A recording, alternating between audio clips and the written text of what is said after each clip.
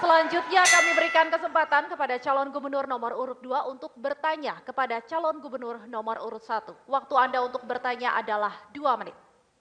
Ini Adinda Helmi. Pertanyaan ini sesungguhnya datang dari masyarakat. Saya ingin hanya menyampaikan saja. Dari jargon Pak Helmi terkait dengan bantu rakyat. Tapi ternyata fakta di lapangan kata masyarakat Kota Bengkulu, dengan adanya kenaikan pajak 10 kali lipat, itu disuruh membebani rakyat. Ada hal yang kontradiktif. Kemudian yang kedua, kata masyarakat Bengkulu, kok ada program pembebasan ijazah. Tapi faktanya ternyata ada 1 ijazah anak SMP, sampai 3 tahun tidak diambil. Akhirnya dia putus sekolah dan akhirnya dia menikah. Kemudian juga dikatakan bahwa Kota Bengkulu adalah religius dan bahagia. Namun fakta datanya kata masyarakat sekalian, ternyata angka bunuh diri dan angka pengangguran tertinggi di Kota Bengkulu ini. Demikian juga kalau Pak Helmi mengatakan semua jalan kota mulus, ternyata tidak perlu berjalan kilometeran, cukup ratusan meter saja di pusat kota. Ternyata banyak juga jalan yang belum terbangun dan jembatan yang belum terurus.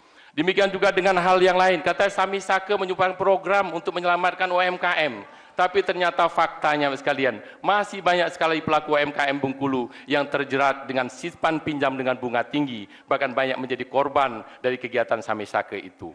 Nah, pertanyaan saya sekalian, terutama terkait dengan program kenaikan pajak di Kota Bengkulu. Saya mau bertanya hal-hal yang kontradiktif seperti ini kata masyarakat. Yang terakhir, saya mendapatkan tongkat pada waktu Helmi kasih saya tongkat sebagai sunnah Rasul. Tapi sekarang Helmi juga sudah tidak pakai tongkat lagi, sekalian. Nah, pertanyaan saya, kenapa sikap-sikap seperti ini? Apakah ini karakter dasar seorang Helmi, ataukah memang hanya kepentingan politis saja? Masih ada waktu Bapak untuk bertanya, apakah masih ada yang ingin ditambahkan atau dielaborasi? Cukup. Saya ulang pertanyaan, apakah hal-hal seperti ini merupakan sikap karakter dasar seorang Pak Helmi, ataukah memang ini merupakan hal bersifat politis saja? Ya. Sudah cukup? Baik.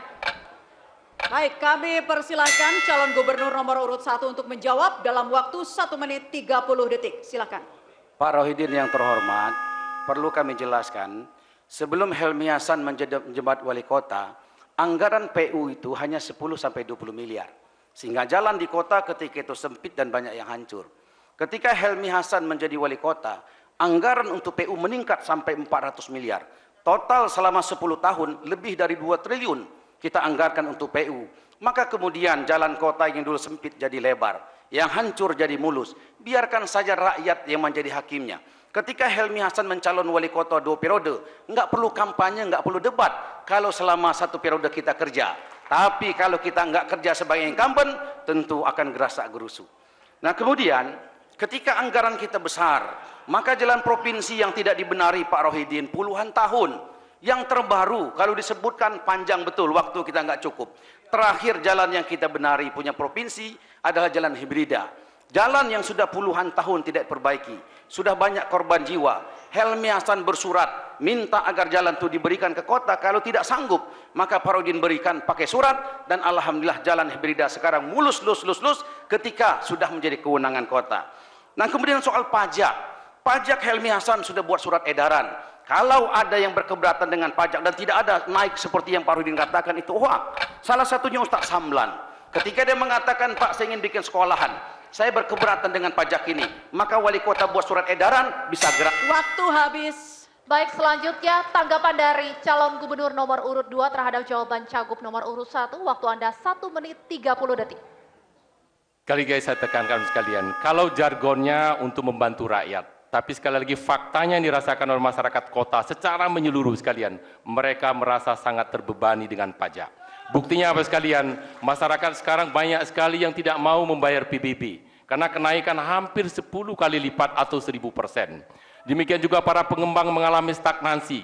Boleh ditanyakan dengan PPAT dan pejabat notaris, berkurang semua aktivitas mereka balik nama. Hal-hal seperti ini Bapak sekalian sungguh sangat memprihatinkan. Karena kebijakan pemerintah justru bagaimana mengurangi beban masyarakat, sebagaimana provinsi melakukan beban peputihan, beban pajak kendaraan bermotor. Maka sekali lagi kami pastikan, ketika kebijakan ini dulu tidak saya setujui perwal ini. Namun Pak Helmi tetap ngotot memberlakukannya. Dan ketika dilakukan investigasi oleh BPKP agar ini ditinjau ulang. Pak Helmi tetap tidak mau mencabut kebijakan ini. pada akhirnya saya bertanya, apa kepentingan Pak Helmi untuk mempertahankan perwal ini? Ini jangan-jangan hanya digunakan NJOP yang dibuat 10 kali lipat dari harga pasar hanya untuk merupakan akal bulus untuk menguras APBD Bengkulu dalam rangka pembebasan lahan. Ini sangat disayangkan kalau hal seperti ini. Karena mengapa Bapak sekalian? Ternyata dengan naiknya NJOP, PAD Kota Bengkulu tidak tercapai. Kegiatan pembangunan infrastruktur perumahan mengalami stagnasi. Kegiatan PPAT dan notaris juga terhenti. Dan masyarakat sekarang hampir enggan untuk membayar pajak. Saya kira hentikan kebijakan-kebijakan. Waktu Anda sudah habis.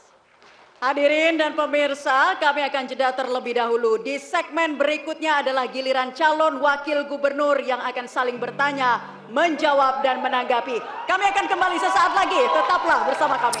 Jelajahi cara baru mendapatkan informasi. Download Metro TV Extend sekarang.